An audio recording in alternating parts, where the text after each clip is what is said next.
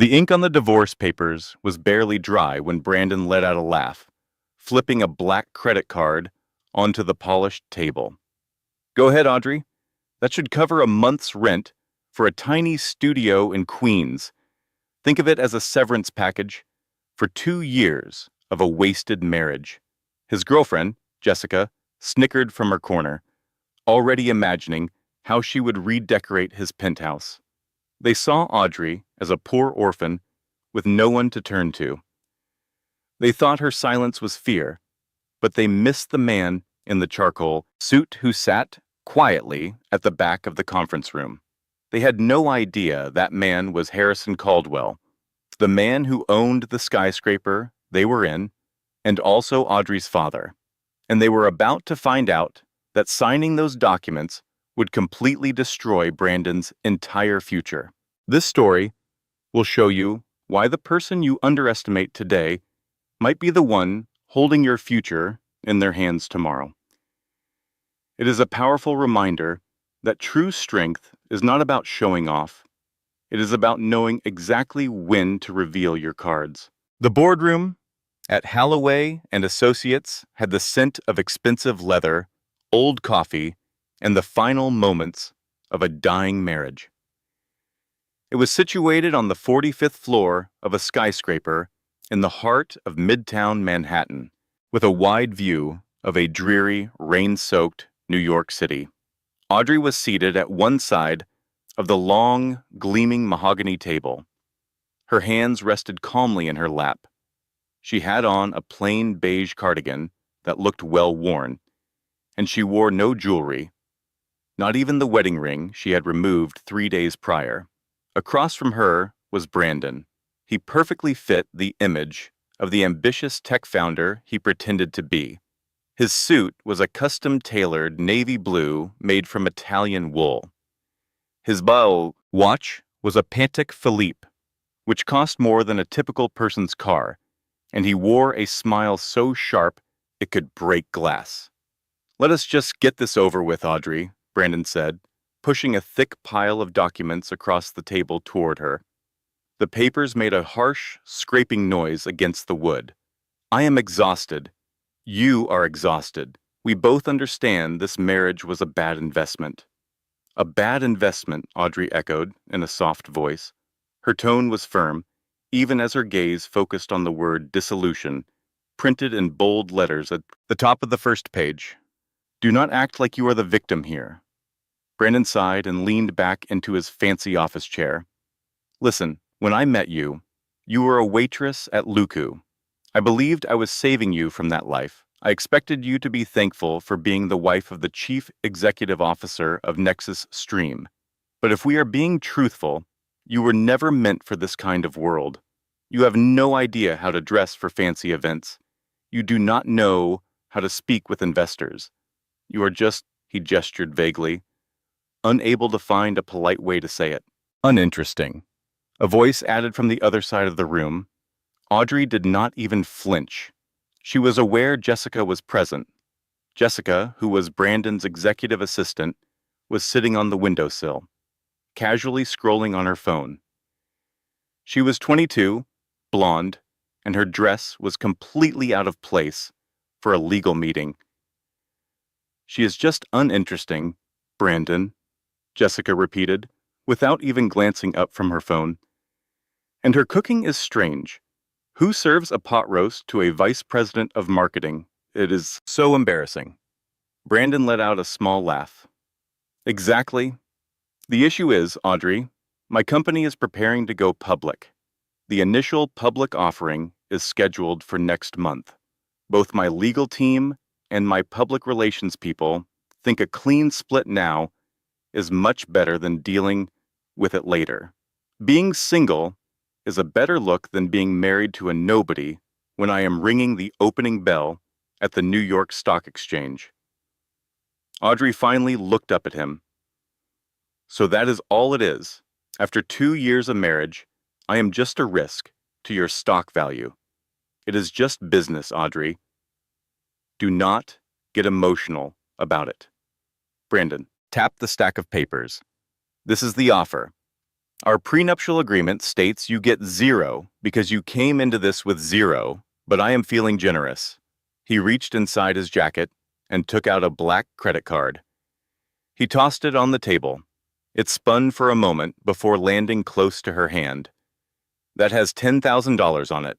It should be enough for a security deposit on an apartment in, who knows, New Jersey, or Queens, someplace cheap. And you can keep the Honda.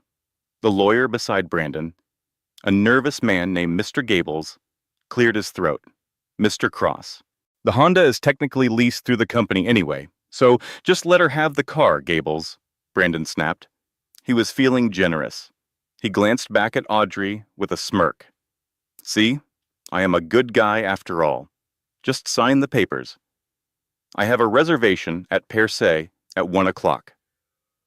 Audrey looked down at the divorce settlement. Then her eyes moved to the credit card. $10,000. It felt like a lifetime ago, but it was only 2 years. She had met Brandon when he was just launching Nexus Stream. He was overwhelmed, struggling to make payroll. He spent his nights eating cheap takeout at the diner where she worked part-time to take a break from her studies. He never saved her. In fact, she had been the one to listen to his endless business pitches. She was the one who managed his chaotic life before he could ever afford an assistant like Jessica. She had even drained her own savings account. Money, she told him, was an inheritance, just to cover the office rent when his investors got cold feet. He had forgotten every bit of it. Do you honestly believe this is about your money, Brandon? Audrey asked softly. Everybody wants money, Audrey, particularly people like you who have none of their own, Brandon said, with a scoff. Just sign it. Stop making this take forever, unless you are hoping for some kind of miracle. Audrey took a deep breath. She reached inside her handbag. Brandon flinched for a second, maybe thinking she was pulling out a weapon or a counter lawsuit, but instead, she just took out a cheap, plastic ballpoint pen. I do not want your money, Brandon, she stated, and I do not want the Honda, either. Have it your way. Brandon laughed. That just means more for me. Now just sign on the dotted line. Audrey took the cap off the pen. She did not appear angry. She did not appear sad. She actually looked relieved. Just as the tip of her pen was about to make contact with the paper, the large oak door at the other end of the conference room slowly creaked open.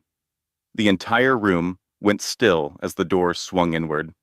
Normally, during a serious divorce proceeding at Halloway and Associates, interruptions were absolutely not allowed. Mr. Gables, the lawyer, shot up from his seat, his face turning a deep shade of red. Excuse me, Gables, shouted. This is a confidential mediation. You are not permitted to just enter like this.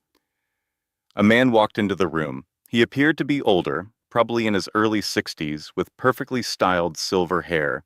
He was wearing a charcoal three-piece suit that did not loudly announce its expense. Instead, it whispered wealth. It was the kind of suit with no visible brand because the tailor understood that the client's name was the only label that was important. He carried a cane, not because he needed it, but more like a symbol of his authority. He did not speak a single word. He just walked to the other end of the room, chose a chair in the shadows away from the main conference table, and took a seat. Who is this person? Brandon asked loudly, swiveling his chair to face him. Gables, call security. The older man placed his hands on the head of his cane and looked directly at Audrey. His eyes were a sharp, icy blue, the exact same shade as hers.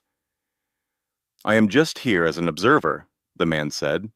His voice was deep and raspy, with an accent that sounded like a blend of old New York wealth and a European education. Please go on. Pay no attention to me. An observer, Jessica scoffed, jumping down from the windowsill. What do you think this is? Some kind of show for an audience? Get out of here, old man. Brandon, tell him to leave. He has a funny smell, like old clothes. Brandon got to his feet, aggressively fixing the cuffs of his shirt. Look here. Whoever you are, you need to leave. I am Brandon Cross, the Chief Executive Officer of Nexus Stream. I lease this entire floor from my legal team. You are trespassing on private property. The old man's expression did not change. He reached into the inside pocket of his jacket, took out a pair of glasses, and put them on. You lease the legal services, Mr. Cross. You do not lease the building. And from what I recall, this building is owned by Caldwell Holdings. Brandon stopped for a moment. So, what are you? The maintenance man here to check the light fixtures? Something along those lines, the man replied with a hint of sarcasm. I heard there was a disagreement over some assets. I find it interesting to see how the younger generation conducts their business affairs. Mr. Gables, the lawyer, suddenly turned incredibly pale. He stared intently at the man in the back of the room. He noticed the silver hair, the unique style of the suit's lapel, the gold ring on his smallest finger. Mr. Cross, Gables whispered frantically, you need to sit down. What? Brandon snapped back. Just sit down, now, Gables urged, his voice shaking. Let him be. But why? Because if we make a big deal out of this, the building's management might terminate our lease, Gables lied, sweating heavily. He knew precisely who that man was. He had passed by his portrait in the lobby every single morning for the past 15 years. But he was frozen with fear. He knew if he told Brandon that Harrison Caldwell, the mysterious billionaire of Manhattan, was in the room, Brandon would put on a fake act, and Gables suspected that the old man wanted to witness the real Brandon in action. Brandon just rolled his eyes and dropped back into his chair. Fine, have it your way. If this old guy gets some thrill from watching a divorce, let him watch. This is almost finished anyway. He shifted his attention back to Audrey. You see the kind of nonsense I have to put up with? Total incompetence all around me. Now sign the paper. Audrey had not once looked toward the old man. She kept her focus on the document. Are you absolutely certain about this, Brandon? Audrey asked him one final time. The moment we sign this, it is final. There is no turning back. I will walk out of this room, and I will no longer be your wife. You will have no more connection to me, and I will have no more connection to you. A complete separation. That is exactly what I have been dreaming of, Audrey. Brandon smirked. My meeting with the Caldwell Group is next week. Do you have any idea who they are? Of course you do not. They happen to be the largest venture capital firm in the entire country. Harrison Caldwell himself is going to review my company for a $100 million investment. I must be single. I cannot have any baggage holding me down. From the back of the room, the old man made a quiet sound. It could have been a cough, or maybe he was trying to hold back a laugh. Baggage? The old man repeated. Is that how you see a wife? Brandon did not even bother to turn around. A wife who contributes nothing to the partnership. Yes, she is dead weight. I need a partner who enhances my public image. Someone like Jessica. Jessica smiled brightly, walking behind Brandon to put her arms around his neck. Honey, why don't you tell him about our engagement party? Audrey froze completely. Her pen stopped just above the signature line. Engagement party. Brandon just shrugged his shoulders, showing no sign of guilt at all. Well, since we are making it official today, I did not see any reason to wait. We have already booked the Plaza Hotel for this Saturday. It will be a combined celebration for my divorce and my engagement party for Jessica. It is going to be the social event of the year with high society, investors, and the press. He looked at Audrey with fake sympathy. I would invite you, but we will have a strict guest list at the door. A chill settled deep inside Audrey's chest. It was not the pain of a broken heart anymore. It was the sharp sting of clarity. You booked the plaza, Audrey stated. The grand ballroom, Jessica bragged, chiming in. Only the best of everything. The flowers alone are costing $10,000. How interesting, Audrey murmured. She looked right past Brandon, past Jessica, and her gaze locked with the old man sitting quietly in the back of the conference room. The old man gave her a tiny, almost invisible nod. It was the signal she had been waiting for. Permission was granted. Audrey finally pressed the tip of the pen to the first page. She signed her full name with a smooth, practiced elegance. Audrey Caldwell Cross. She turned to the next page and signed again. Audrey Caldwell Cross. After signing the final page, she clicked the pen shut. Done, she whispered, her voice steady. She slid the stack of papers back across the polished table to Brandon. Finally, Brandon said, grabbing them and quickly scanning the signatures. God, that was like pulling teeth. Gables, get these filed right away. I want this divorce finalized by Friday. He stood, adjusting the button on his expensive suit jacket. He took Jessica's hand. Come on, honey, let's go celebrate. I could use a drink. He gave Audrey one last look. She remained seated, her hands folded calmly in her lap. You can keep the pen, Brandon said, as if granting a huge favor. And do not forget your little credit card. With that, he and Jessica turned and walked away. They passed the old man on their way out. Brandon stopped for a moment. Hey, Grandpa, the show is over. You can get back to fixing sinks or whatever it is you do. The old man stayed perfectly still. He simply smiled, a cold and predatory grin. The show, the old man said in a low voice, has only just begun, Mr. Cross. Brandon looked confused for a second, then just shook his head and walked out of the room, Jessica's heels echoing behind him. The heavy door slammed, leaving the room in silence. Mr. Gables, the lawyer, was shaking so badly that his glasses were slipping down his face. He quickly stood up and gave a deep, respectful bow to the man in the back. Mr. Caldwell, Gables stammered, his voice trembling. I had no idea. Harrison Caldwell paid the lawyer no attention. He rose from his chair, using a cane for support, and walked slowly toward the table where Audrey was sitting. Audrey did not get up. She just stared down at her own hands. Harrison reached her side. He looked at the divorce papers she had just signed, then at the black credit card Brandon had tossed aside, and then at his daughter. He called you baggage, Harrison said, his voice soft. Audrey finally looked up at him. Tears were starting to fill her eyes, but she fought to keep them from falling. Hi, Daddy. Harrison Caldwell, the billionaire who owned the very skyscraper they were in, the powerful head of the Caldwell Group, and the one man Brandon was desperate to impress, let out a long sigh. He reached over and put a comforting hand on her shoulder.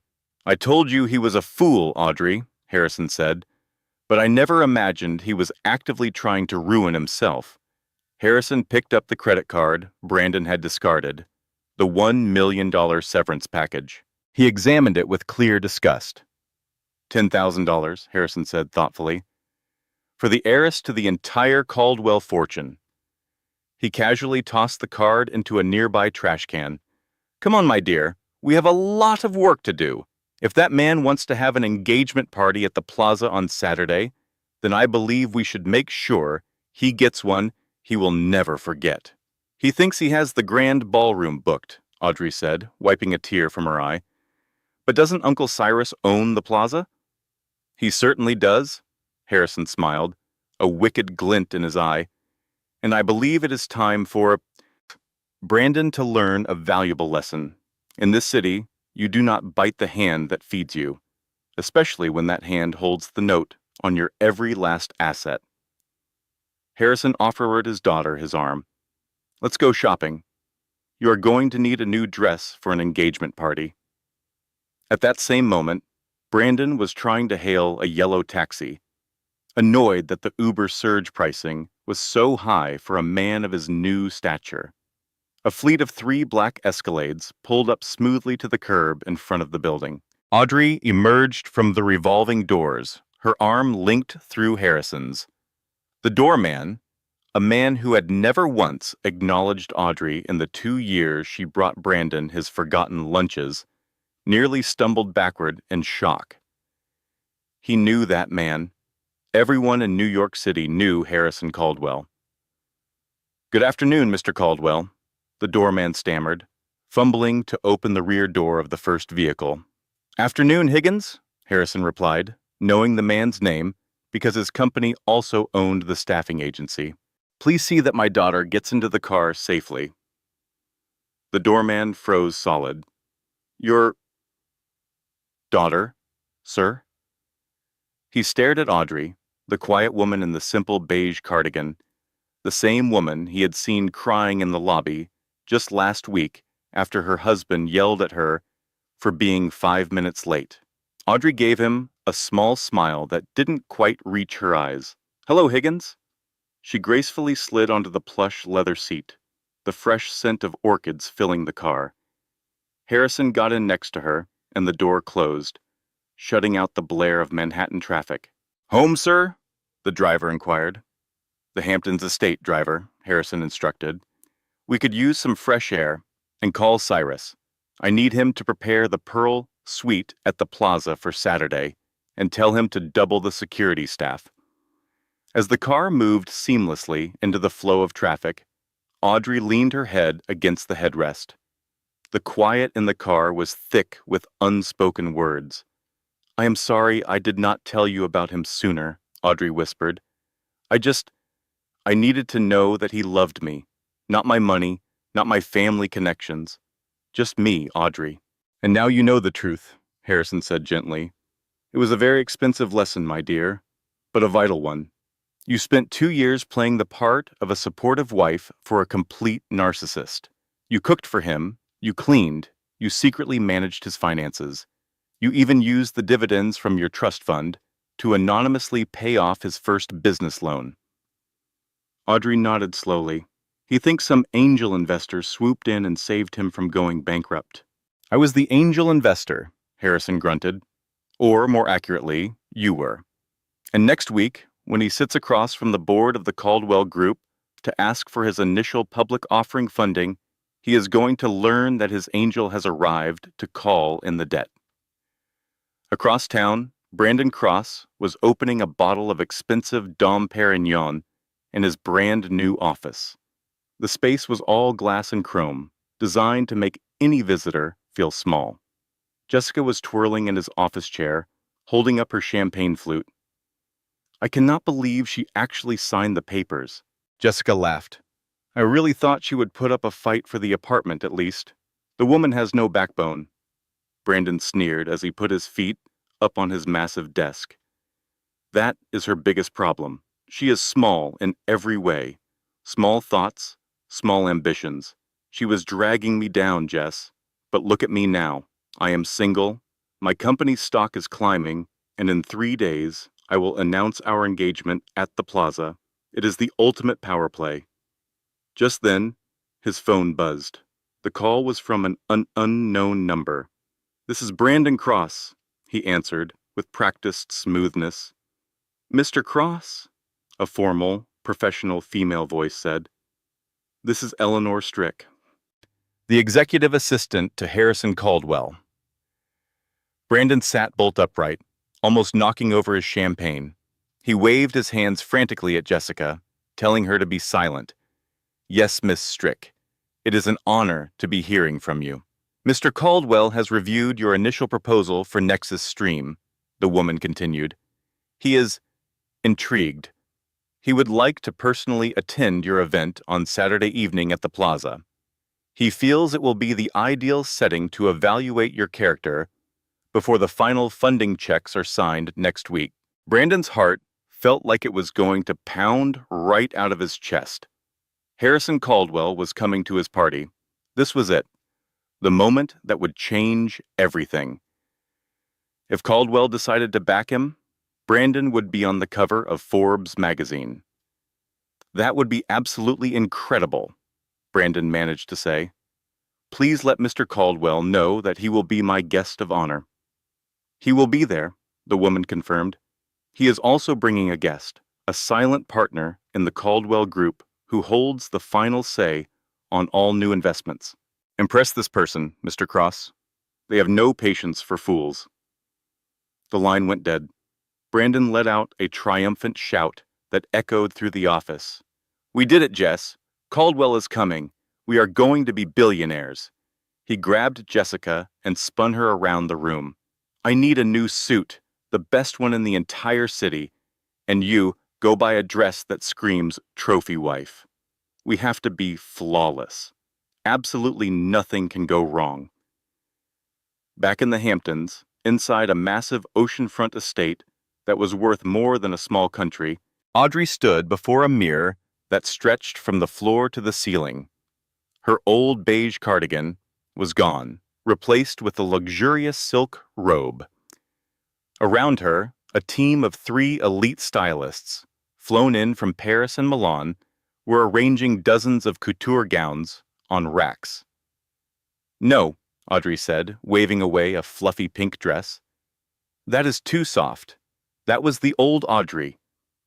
She walked along the line of designer dresses, her fingertips brushed against fine silks, rich velvets, and smooth satins.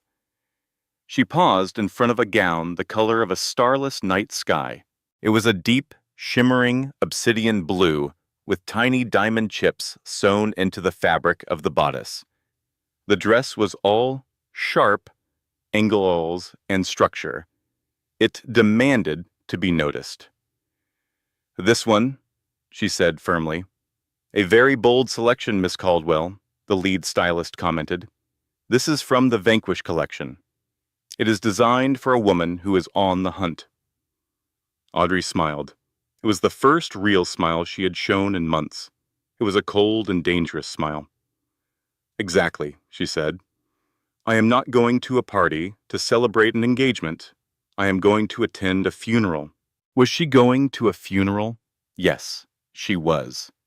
Audrey glanced at her reflection, a dangerous glint in her blue eyes.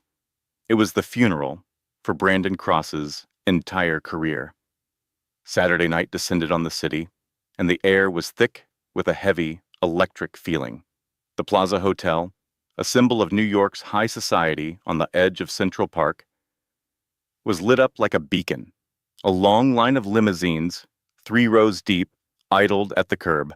A swarm of photographers crowded the entrance, having received a tip from Brandon's publicity team about a huge tech industry announcement. The grand ballroom was a spectacle of blinding extravagance.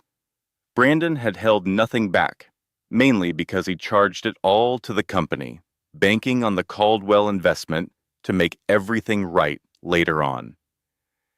Massive crystal chandeliers, each the size of a small sedan, hung from the gold-covered ceiling. Waiters dressed in white formal jackets drifted through the guests like phantoms, carrying flutes of expensive champagne and platters of fine caviar. Brandon positioned himself at the very top of the grand staircase. Brandon Cross stood on the grand staircase, his hand gripping the polished banister so tightly his knuckles were white. A thin layer of sweat covered his forehead. Stop fidgeting, Jessica hissed beside him. She was poured into a shimmering red dress, so tight it looked like a second skin made of sequins. The look was expensive and loud, completely lacking in grace. You look like you have something to hide. I'm on edge, Jess, Brandon mumbled, his eyes scanning the packed ballroom below. Caldwell is not here yet. It is 8 o'clock. The invitation clearly said 7:30. Relax. Billionaires are fashionably late, Jessica said, with a dismissive wave. Look, is that not the vice president of Goldman Sachs over there? Why don't you go introduce yourself? The entire room buzzed with the energy of Wall Street's most ruthless players. Men sported $5,000 suits, and women were adorned with diamonds. Yet, an unusual tension hung in the air, carried by hushed whispers. Mr. Gables, the lawyer who had finalized their divorce, just 3 days earlier, was at the bar, downing scotch like it was water. He looked incredibly pale. Every time the large ballroom doors creaked open, he jumped. Gables, Brandon called out, making his way down the stairs. Why do you look like you just saw a ghost? You should be celebrating. Tonight is a big night. Gables stared at Brandon, his expression a strange mix of fear and sympathy. Mr. Cross, are you certain you reviewed the final guest list? Of course I did, Brandon said, with a scoff. Why do you ask? No particular reason, Gables muttered, quickly turning back to his drink. Just good luck. At that very moment, the string quartet, which had been playing Mozart, fell silent. The massive double doors at the far end of the ballroom swung open with dramatic flair. A deep quiet settled over the crowd, not out of politeness for a new arrival, but in awe of the sheer power that had just entered the room. Harrison Caldwell was framed in the doorway, looking every bit like a king returning to his throne. He wore a custom tuxedo that seemed molded to his body. He leaned lightly on a cane, and his silver hair shone brightly under the crystal chandeliers. A collective gasp went through the room. Harrison Caldwell was a recluse, a legend who never attended social events. His mere presence was a massive endorsement for Brandon Cross. A wide grin spread across Brandon's face. He quickly straightened his jacket and started moving toward the entrance. Mr. Caldwell, I am so glad you could make it. But Harrison remained still, standing in the doorway as if waiting. He turned his head slightly, extending a hand back into the hallway. The announcer's voice boomed, though it trembled with nerves. Presenting Ms. Audrey Caldwell. The name seemed to linger in the silent air. Caldwell. Brandon stopped in his tracks. He blinked, confused. Audrey. No, that was impossible. His Audrey was a nobody. He could not even recall her maiden name, mostly because he had never bothered to ask about her family. And then she walked into the light.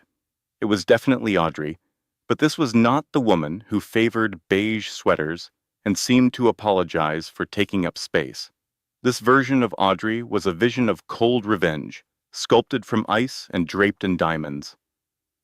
A stunning midnight blue gown clung to her figure, with a high slit that revealed a pair of dangerously sharp heels.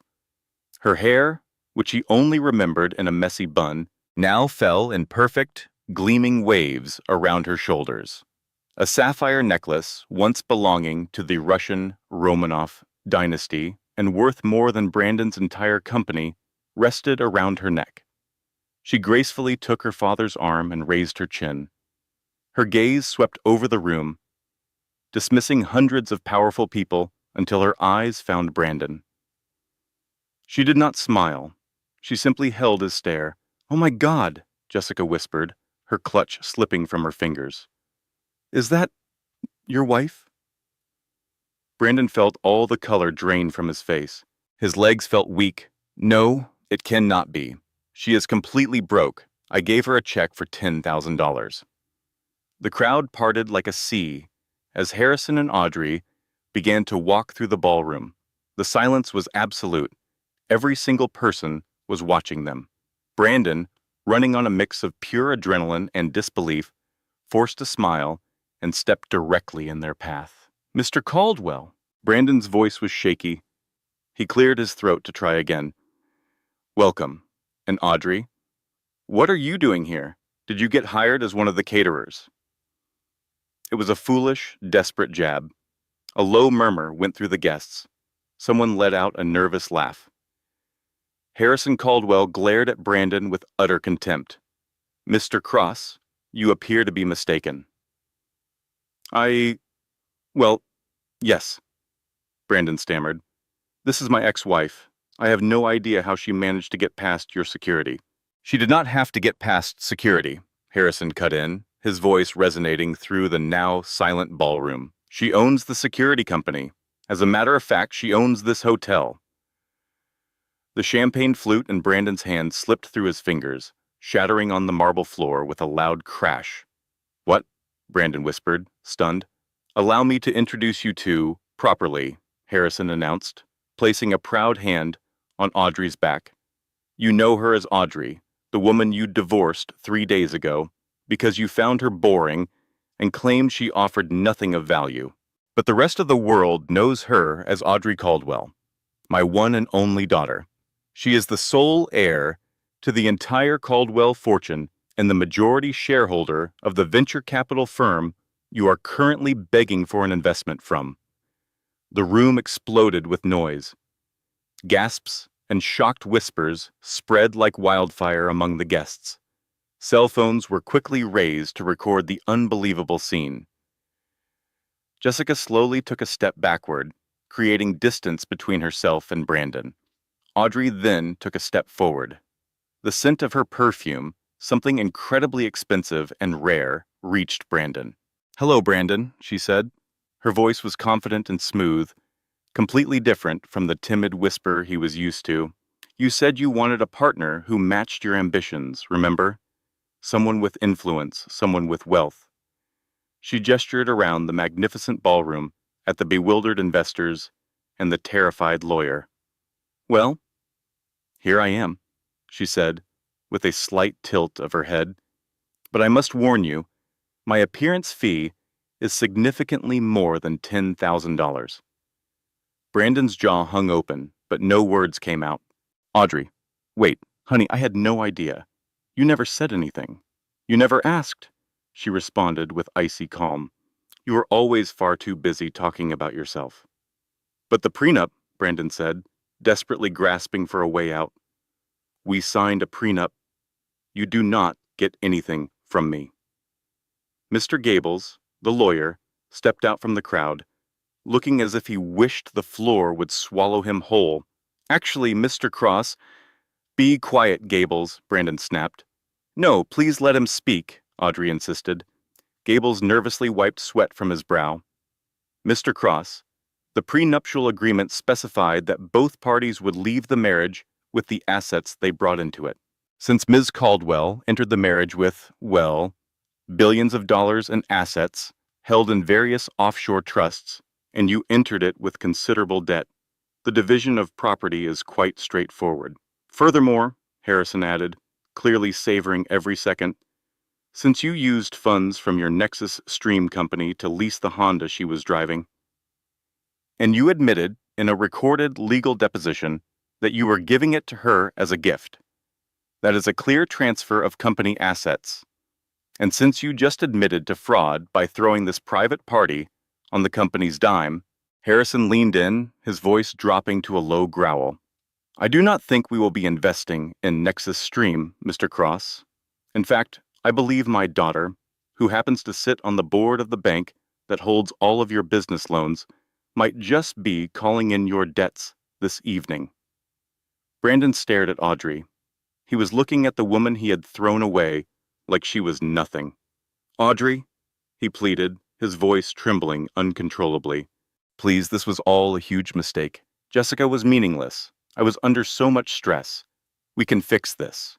We can renew our vows right here, right now.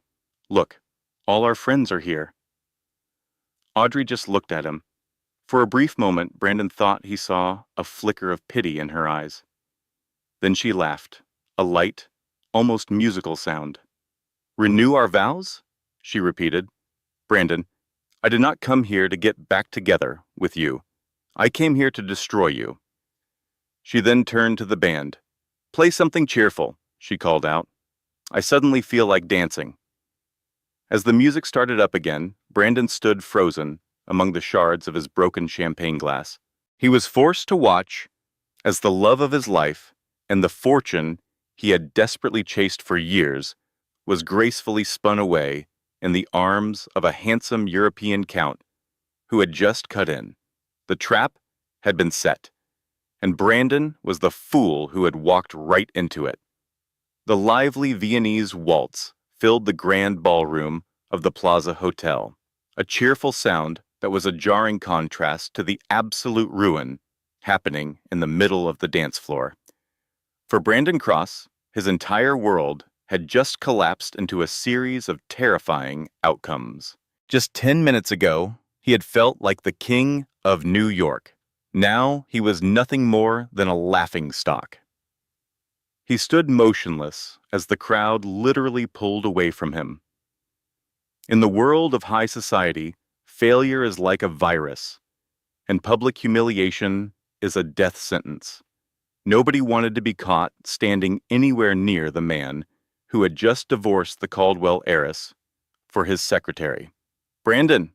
A sharp voice hissed next to him. It was Jessica. He turned to her, desperate for a single ally. "Jess, listen to me. We have to control this narrative. We can tell people I knew who she was all along. We will say it was just a strategic move for tax reasons." Jessica stared at him as if he were an insect she had found on her expensive gown. She was not even looking at his face. Her eyes were fixed over his shoulder, watching the handsome Count spin Audrey across the floor. She was looking at the incredible diamonds sparkling on Audrey's neck. "You idiot!" Jessica spat out. "You are an absolute moron." "What? Honey, we are a team in this," Brandon pleaded, reaching for her. She pulled her arm back sharply. "Do not touch me. You told me she was the waitress. You swore to me she was a nobody. You just made me look like a complete fool in front of Harrison Caldwell." "I did not know!" "That is even worse," Jessica shrieked, her voice rising in pitch and cutting through the music.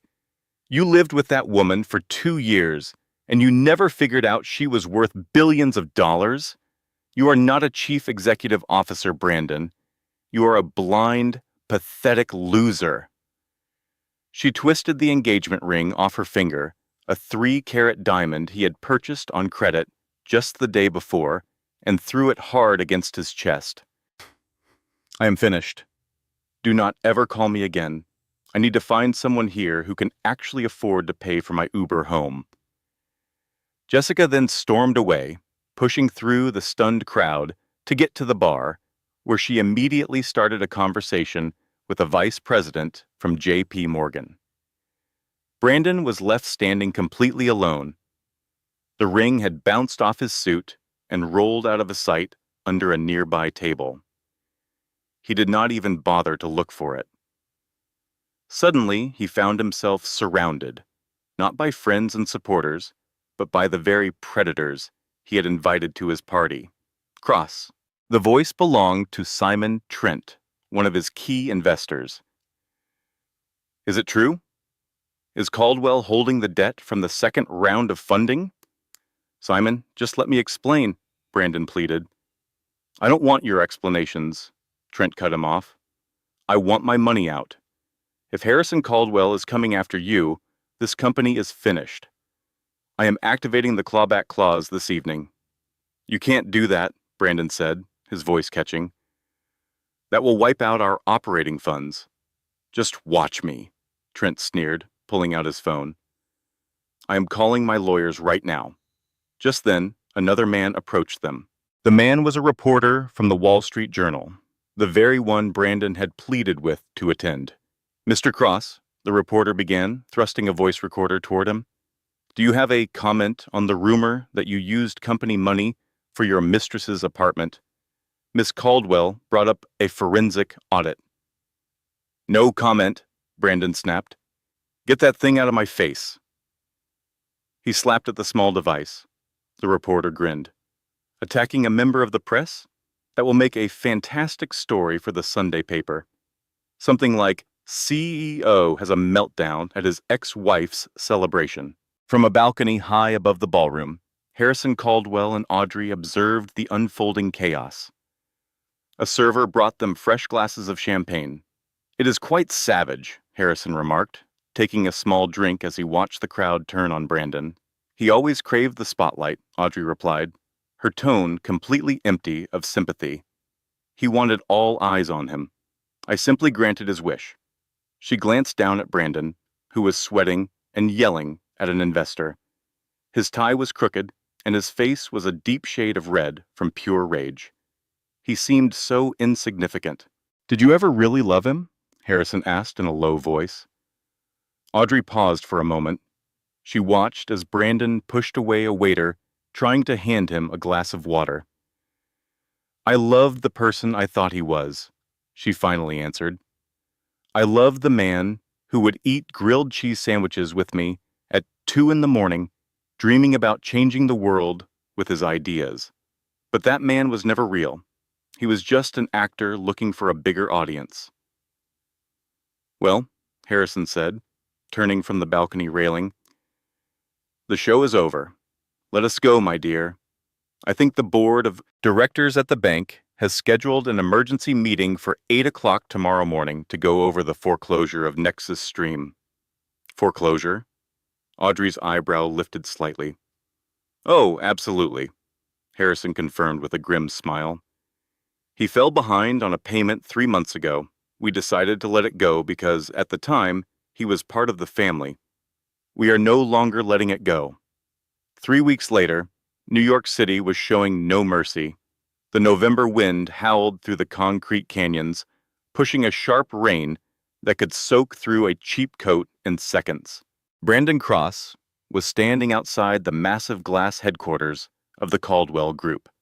He was no longer wearing his expensive Italian wool suit, which had been sold to a second-hand shop. Instead, he had on a generic raincoat he picked up from a pharmacy. He looked a decade older. His face was thin and needed a shave, and his eyes seemed empty. His collapse had been rapid and complete. The morning after the disaster at the plaza, the SEC had started an investigation into how he used company money. The board of Nexus Stream had fired him before noon. By 2 o'clock, the bank demanded payment on his personal loans. His penthouse was taken. His car was repossessed. They even froze his credit cards. He was now sleeping on his friend Mark's couch in Jersey City. But that morning, Mark had told him he needed to be out by the weekend because he was killing the mood. Brandon looked at his watch. It was a cheap, plastic digital model. 12:30 in the afternoon. He knew she would be coming out. She always went to lunch at 12:30. He at least remembered that detail. The revolving doors began to turn. Brandon's heart jumped. A group of smiling executives came out, and right in the middle of them was Audrey. She looked amazing. She was wearing a cream-colored power suit, and her hair was perfectly styled. She was holding a tablet and speaking to a man who looked like a politician. Brandon rushed toward her. Audrey! The security guards at the entrance moved immediately, their hands dropping to their belts. They saw a messy-looking man shouting at the heiress. Ma'am, get back, one of the guards ordered. Audrey paused. She looked up and recognized him. She raised a hand to the guards. It is all right, Frank. I know this man. The guards were hesitant, but they stepped back, creating a protective wall between Audrey and the street, with about a 5-foot gap. Brandon approached the line, rain dripping off his nose. Audrey, he said, out of breath, I have been trying to reach you. You changed your number. Yes, I did, she replied calmly. How have you been, Brandon? How have I been? Brandon let out a wild, broken laugh. I am destroyed, Audrey. They seized everything. The company, the apartment. I have $40 left in the world. $40? I remember having only $40, Audrey said, evenly. I was 19, living in a college dorm, refusing to use my father's money because I wanted to see what the real world was like. It builds character. Do you not think? Stop it, Brandon hissed, then lowered his voice when passers-by started to stare. Look, I understand you wanted to give me a lesson. Well, lesson learned, okay? I have been humbled. I am sorry. I was a self-centered jerk. But this is just too much. You cannot ruin someone's entire life over a bad breakup. I did not ruin your life, Brandon, Audrey corrected him. I just stopped paying for it. Paying for it? Who do you think persuaded the landlord to give you 3 extra months on your office lease when you were just starting out? Audrey asked. Me. I gave him cash from my grandmother's trust fund. And who do you think reworked your business proposal before your first big investment round? That was me. I rebuilt the entire financial projection while you were asleep. Brandon just stared. You did the financial model? Yes, And who do you think spoke to the editors at TechCrunch to get you that first big feature story? Audrey stepped closer, her expression firm. I was never just a waitress, Brandon. I was your co-founder.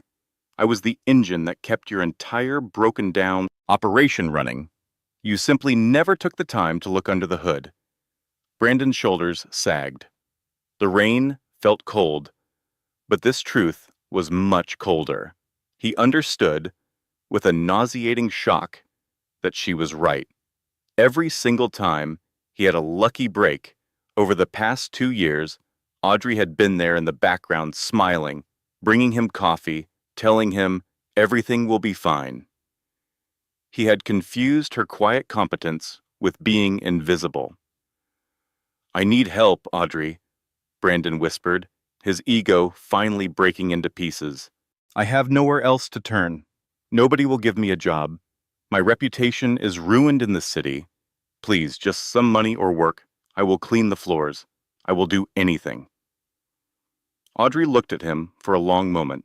She looked at the man who had tossed a credit card at her and told her to go live in Queens. She reached into her purse. Brandon held his breath. Was she about to write him a check? Give him a key to a new place? She took out a business card. It was a simple white card with just a phone number printed on it. This is the number for a hiring agency in Ohio, she said, as she handed it to him. They focus on entry-level sales jobs. It is decent, honest work. You will get a base pay plus commission. The cost of living is low in Ohio. Brandon looked down at the card. Ohio, an entry-level sales job. It is a chance to start over, Brandon, she said, her voice softening just a little. New York was not for you. You lost yourself here. Maybe in a new place where nobody knows your name, you can learn how to be a person again, instead of just a CEO. She started to leave. Audrey, he called, one last time. She paused but refused to look back at him. Did you ever really love me? He pleaded. Or was I just another one of your projects? Audrey saw her own reflection in the building's glass doors, the very building she was destined to run one day. I loved you so much that I hid my own strength just so you could feel powerful, she said. But I finally loved myself enough to stop making myself small. She stepped into the revolving door and disappeared into the welcoming light of the lobby, leaving Brandon all alone in the rain. He stared down at the small business card, which read, Midwest Auto Sales and Solutions. He then looked up at the massive skyscraper vanishing into the gray clouds. It dawned on him in that moment that the gap between himself and Audrey was not just about glass doors and security teams. It was as wide as a galaxy. He slid the card into his pocket, flipped his collar up to block the wind, and started the long trek to the bus terminal. It had been exactly 2 years since that cold, wet afternoon outside the Caldwell Tower. New York City had forgotten, the way it always does. The collapse of Nexus Stream was now just a small story in the business section, a warning used in business schools to teach about the risks of borrowing too much and underestimating your partner. In the top floor office of the Caldwell Group, Audrey was seated behind the huge oak desk that had once been her father's.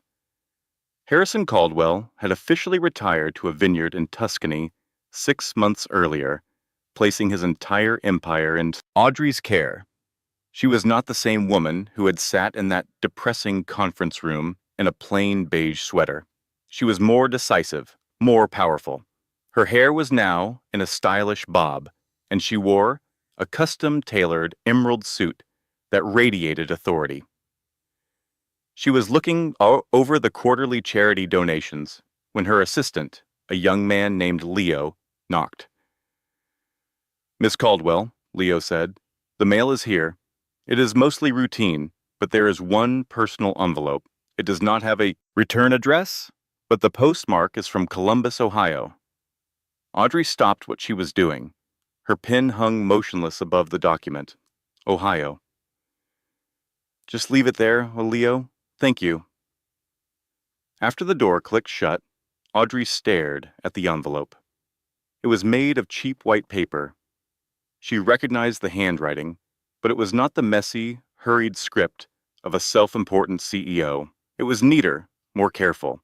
She took her silver letter opener and slid it open. Inside, there was no letter, no lengthy apology, and no excuses. There was only a cashier's check made out to Audrey Caldwell. The amount was for $10,000. Audrey looked at the number. $10,000. It was the precise amount Brandon had thrown on the mahogany table when they got divorced, his severance pay for her. She flipped the check over. On the back, written in small blue ink, was a simple message, "For the Honda and the lesson B." Audrey exhaled a breath she had not realized she was holding. She leaned back in her chair and closed her eyes. The towering skyscrapers of New York City were a world away, a forgotten dream. His new reality was a snow-covered car lot in the Midwest. 500 miles from his past life, on the bleak edges of Columbus, Ohio, a bitter wind howled. Brandon Cross tried to breathe warmth into his frozen hands and kicked the thick snow from his work boots. His heavy parka bore the logo of Midwest Auto Sales on the chest. A voice bellowed from the office, "Hey, Cross!" It was his manager, a large, gruff man everyone called Big Tony. "You have a customer on the lot, checking out the used sedans." "I'm on it, Tony!" Brandon shouted back, jogging into the freezing air. The arrogant swagger he once had was long gone. Now, his steps were driven by purpose and humility. He made his way toward a young couple who were shivering beside a line of vehicles. They looked completely overwhelmed, clearly shopping for their first car together, and he could see the worry on their faces about credit scores and down payments. "Afternoon, folks," Brandon said with a warm, genuine smile that now reached his eyes. "It's a cold one. Are you looking for something dependable that won't empty your pockets?" "Yeah," the young man replied nervously. We don't have a lot to spend. We just need a reliable way to get to our jobs." Brandon nodded with deep understanding. "I get it. I know what it's like to have to start all over." He gestured to a nearby car. "Let me show you this Civic. It has low mileage, and I can talk to the finance manager to find you a rate that you can actually afford. We are not in the business of tricking people." As he guided them toward the car, a loud, flashy red convertible screeched into the dealership. It was completely out of place in the gray landscape of winter. A loud, obnoxious, and very expensive machine. When the driver's door swung open, a woman emerged.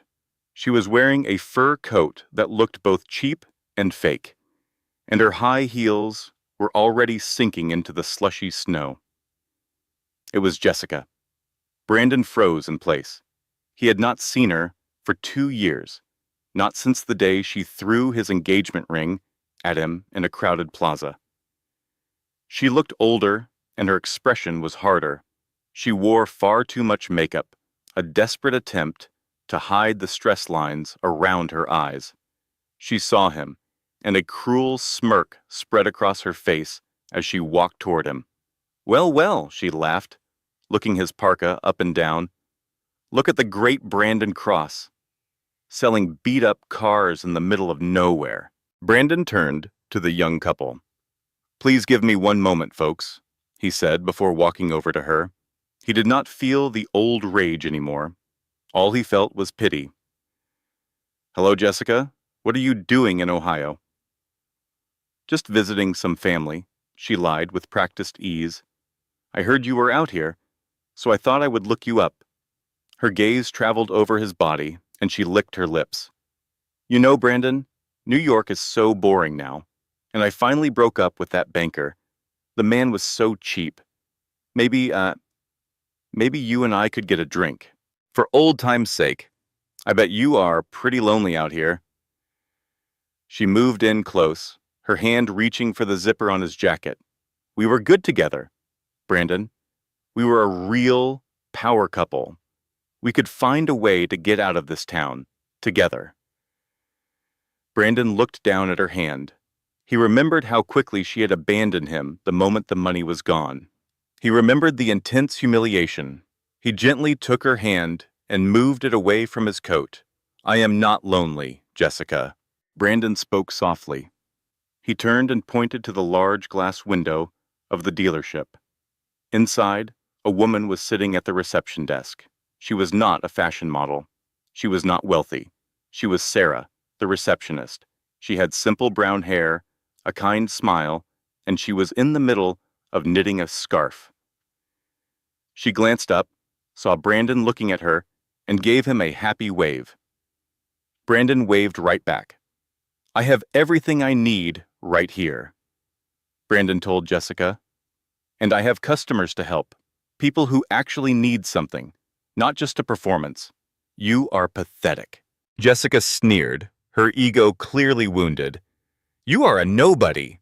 "Maybe," Brandon shrugged, "but at least I can sleep at night."